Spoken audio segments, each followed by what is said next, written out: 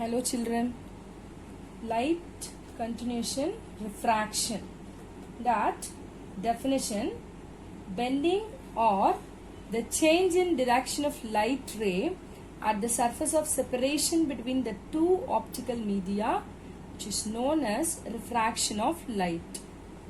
See, we can see this, some examples, that demonstration of refraction. See, light travels in a straight line in a transparent medium with a constant speed, providing the density does not change in that medium. While traveling, if it strikes any reflecting surface, it bends according to the law of reflection, right?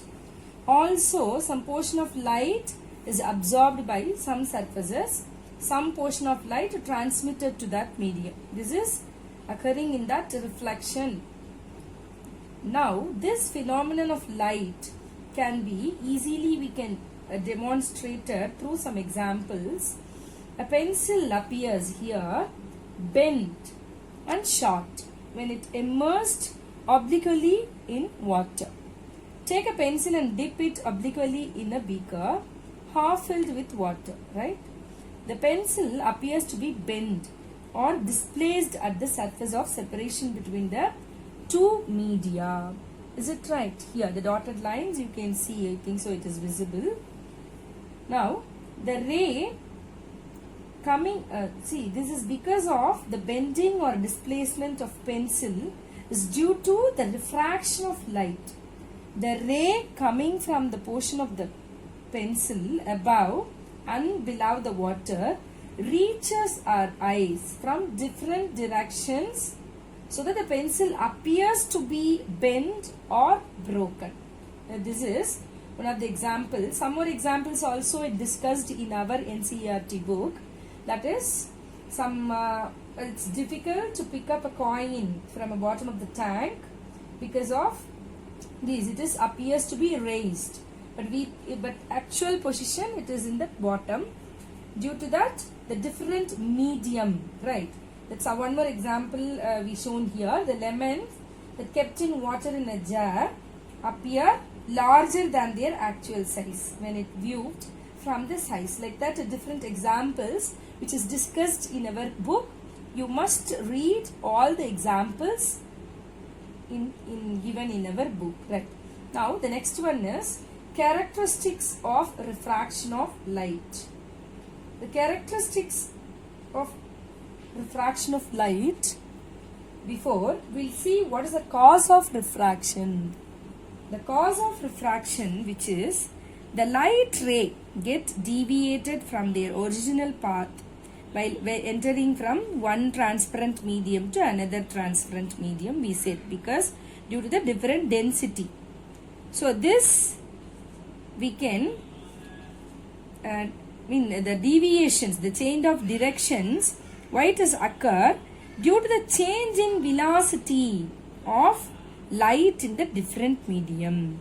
This we can say the light maybe enters from rarer medium to denser medium. For example, rarer medium, which is called, it is optically rarer. The particles are rarer. Denser medium, which is nothing but optically denser. The velocity of light is less with respect to some other medium, right? So these are all the cause. Due to the optical density it is varying, right? Now we can see the characteristics of refraction of light. We have seen here two different diagrams. So the bending of light followed by some rules. The diagram, first diagram you have to see. The ray of light passing obliquely from an optically denser medium to optically rarer medium to denser medium, right? First one, that is bend towards the normal. In case of the angle of refraction is always less than the angle of incidence, it will happen. The second diagram you have to see here, the ray of light passing obliquely from an optically denser medium to an optically rarer medium, it bends away from the normal, right? And one more diagram we have given here that shows that the ray light passing normally, that means right angles from one optical medium to another does not bend or deviate from its path, right? So the angle same. Now we can see the refraction of light through the activity. The glass slab activity will give the clarified understanding the phenomenon of refraction of laws of refraction, right? Yes. Now how the activity going to perform, just simply we can see. I'll say that just imagine that fix a sheet of white paper on a drawing board, place a rectangular glass slab. We will do this activity in our practical session also. Just understand the explanation part only, right? We can perform it and we can prove it, right? Yes. Now place the rectangular glass slab over the sheet and mark the outline. So we can give the name any A, B, C, D like that. You can give as you're seeing in that diagram.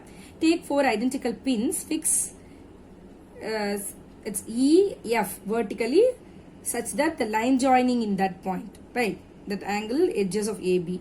Then like that again you have to see through that other angle and fix the prickle the pin GH. Just connect the lines. See, now you have to give the names. O, which is here you have put the normal N dash, which is O at the point. Here the next where it is going to the next medium. This is medium 1 to medium 2. From the error medium to glass denser medium when it passes, it is getting bent, right? Then it is going away, denser to rarer away. So through that, what we are going to tell that the 3 points, which is point number 1, the emergent ray which is parallel to the direction of incident ray produced at the opposite parallel face of the rectangular glass slab is equal and opposite. We can measure the angle of emergence. The emergent ray makes with normal. We find that this angle is equal to the angle of incidence. That means angle of I which is equal to angle of E. Point 2, the emergent ray is slightly displaced, shifted, right, by a distance O dash L from the incident ray. This perpendicular shift, the shift which is nothing but the lateral displacement we can say between the path of emergent ray and the actual direction of incident ray is called lateral displacement. The lateral displacement is proportional to the thickness of the glass slab and the angle of incidence, right? The third point, if we compare the angle of incidence with the angle of refraction at both the refracting surfaces AB and CD and find their sine values, we will find that the ratio of sin I and sin R, that is always constants. See, from this activity we will definitely perform in our practical session also. You can understand more about the activity. From this glass slab activity we can understand the laws of refraction, right? The laws of refraction, first law, the incident ray, refracted ray and the normal to the surface of separation of two transparent media at the point of incidence all lie in the same plane. The second law, the ratio of the sine of angle of incidence to the sine of angle of refraction is constant, which means what? Sin I by sin R, which is equal to constant, that is equal to mu, which is refractive index of the prism. Refractive index of prism or else glass slab we can take. Okay, so the next one is refractive index and other terms we can see in the next class, children. Thank you.